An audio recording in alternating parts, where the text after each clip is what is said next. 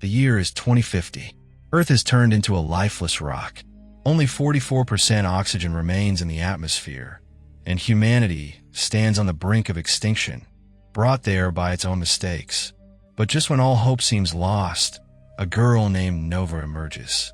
She's not alone. With her AI companion, she dares to defy the limits of time itself, determined to rewrite the past. But can a human truly alter the flow of time? Is there any way to stop the devastation of 2050? Presenting Captain Nova, brought to you by Unique Storytellers. Our story begins in the year 2050. Nova, a young woman, is seen wandering across a barren wasteland, desperately searching for water. Earth is no longer habitable. The air holds barely 44% oxygen, and survival feels like a distant dream. As Nova moves forward, she receives a call from the command center. Without hesitation, she rushes there. Inside, we meet an elderly man, his face half-burned, marked by the harshness of this world. He informs Nova that the time for the mission has arrived. Nova suits up in her space gear and boards the ship, joined by her AI robot ADED. Together, they launch beyond Earth's orbit. Through the ship's window, Nova gazes at the planet. It now resembles a cold, lifeless stone. Harnessing energy, Nova creates a wormhole and enters it. Her goal is clear: to travel back in time and prevent Earth's downfall. As the ship enters the wormhole, it accelerates to the speed of light. The force overwhelms Nova, and she begins to lose consciousness. Meanwhile, the ship malfunctions, leading to a crash landing in the year 2025. Elsewhere in 2025, a boy named Naz rides his bike through the countryside. He spots Nova's crashed spaceship and follows it. Inside, he finds Nova unconscious, and surprisingly, she's now a child. Time travel has reversed her age. As Nova lies unconscious, police officers begin heading toward the crash site. Naz, sensing danger, asks the robot for help. He quickly places Nova on his bike and takes her to an old factory. At the crash site, Officer Claire arrives. But aside from the wrecked ship, there's nothing there. Back at the factory, Ad urges Naz to help Nova recover. Naz replies, "Do I look like a doctor to you?" Ad dismisses him and tells him to leave. But something clicks in Naz's memory. He rushes to his cabin deep in the woods, grabs a first aid kit, and heads back to the factory. While Naz is gone, Claire reaches his home and questions his father. Their house is the closest to the crash site. She mentions finding bike tracks nearby. Naz's father confirms they belong to Naz, who spends most of his time in the factory. Claire sets off toward the factory. Naz arrives at the factory, but finds only Nova's space suit. As he searches for Nova and Ad, Nova suddenly appears behind him and points a gun at him. Ad coldly remarks, "He's of no use to us." Terrified, Naz offers Nova a tissue to wipe the blood from her nose. Just then, Claire enters the factory. Nova, Naz, and Ad quickly escape using Claire's vehicle. On the road, Naz asks, "Who are you? Why did you come here?"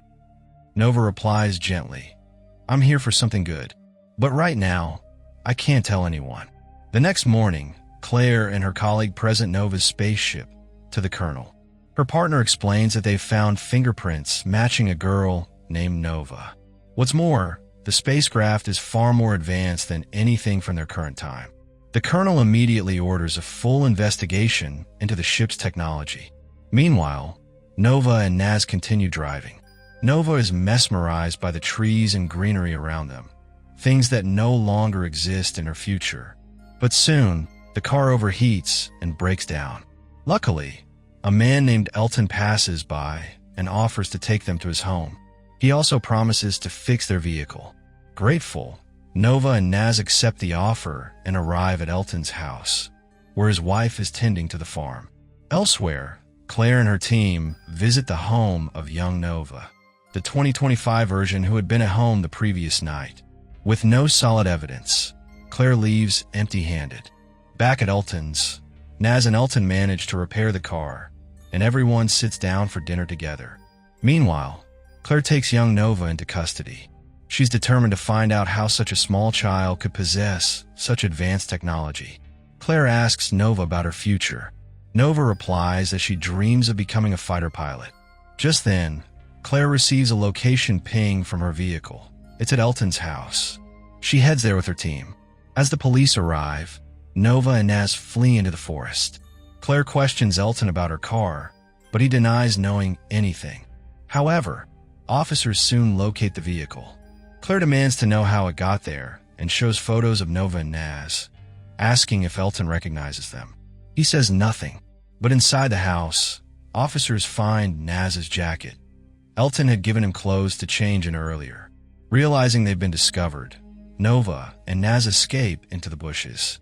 Claire quickly figures out they've just fled and orders a full search of the area. Soon, Nova and Naz run into an officer. Nova fires at him, but instead of harming him, she slows him down in time. She explains to Naz and Ad that she's only placed the officer in slow motion temporarily. Naz is stunned and follows Nova deeper into the woods. Claire arrives moments later and is shocked to see the officer frozen in slow motion. Nova and Naz reach a building called Falcon, where a meeting is underway about a drilling project in the North Pole. The project is led by a man named Simon and his father. Nova pleads with Simon to stop the drilling. She warns that it will trigger global warming, massive tsunamis, and eventually dry up Earth's water supply, making the planet uninhabitable by 2050. But hearing all this from a child makes Simon and the others laugh. They mock Nova. Simon's father orders security to remove the kids. Nova doesn't give up. She secretly attaches Ad beneath Simon's car to track his location. In the meantime, Claire tries to help the slowed-down officer. Medical scans show his body is fine, but his mind is racing at an unnatural speed. Just then, Falcon's security room calls in. Nova has been caught on CCTV placing a device on Simon's car. Claire rushes to the building and spots Nova and Naz near the vehicle. Nova then reaches Simon's home. She tells him she knows him well. Then she shows him a hologram of the elderly man with the burned face, revealing that he is Simon's future self. The older Simon warns that the drilling project will destroy Earth. He urges his younger self not to sacrifice the planet just to prove something to his father. Simon is confused at first, then laughs it off, thinking it's all a joke. Suddenly, police arrive and open fire on Nova and Ad. Naz escapes and runs straight to Elton, telling him everything. Nova is taken to the hospital. When she regains consciousness, Claire visits her and asks for the truth, promising to help. Trusting Claire, Nova reveals her mission to stop the drilling project and confesses that she's come from the year 2050. Claire finds it hard to believe. She consults her colleague about the possibility of time travel. He explains that Nova's ship is built with technology far beyond anything from their time. Even her robot is crafted with futuristic precision. As Claire and her colleague continue talking, Ad suddenly regains consciousness. Without warning, he grabs Claire's gun and escapes. They chase after him, but Ad has already vanished into the distance. Claire then meets with Simon once again. She urges him to re-examine the drilling project, questioning whether it might contain flaws, whether it could be the very thing that leads to Earth's destruction. Just then, Simon's father arrives. He insists that everything is being done legally and takes Simon away.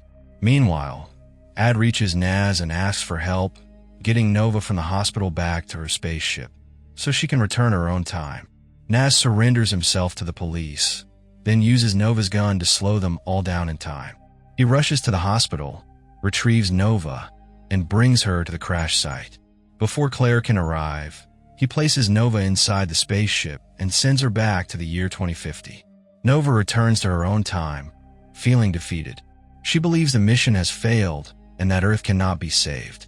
But the older Simon reassures her there's still hope. Suddenly, a child runs up to Nova and calls her mom. That moment confirms it. Changing the future by altering the past is possible. Determined, Nova sets out once again. She returns to the location where Claire is escorting Naz. Pointing her gun, Nova asks Claire to let Naz come with her. Claire agrees, understanding that stopping Simon's project is the only way to save Earth. Nova and Naz board the spaceship and head toward the North Pole. Along the way, They see several other ships in the sky. Nova explains they've all come for the same reason, to stop the drilling project. At the North Pole, Simon's father continues promoting the benefits of the project. But Simon speaks up, asking to halt the operation. Nova and Naz move forward, slowing down the guards with time manipulation. Simon's father is furious, but Simon stands firm. If Nova is telling the truth, then risking the entire planet for one project isn't worth it. His father removes him from the project and moves to activate the drilling machine. Nova freezes him in place and pauses the shuttle. Back at headquarters, Claire watches the news. Multiple time travelers have arrived, not just to the North Pole, but across the globe. They've destroyed machines that were harming the planet. Nova brings Naz back to Elton's house, thanks him, and quietly returns to her own time. She doesn't reveal that in the future, they're married. Claire takes Naz into custody and begins questioning him. Naz tells her, this is just the beginning. Time travel machines already exist in the future, and as long as Earth is in danger, time travelers will keep coming to fix it. Claire lets Naz go, and even returns his bike. And with that, the story comes to its end. So what do you think?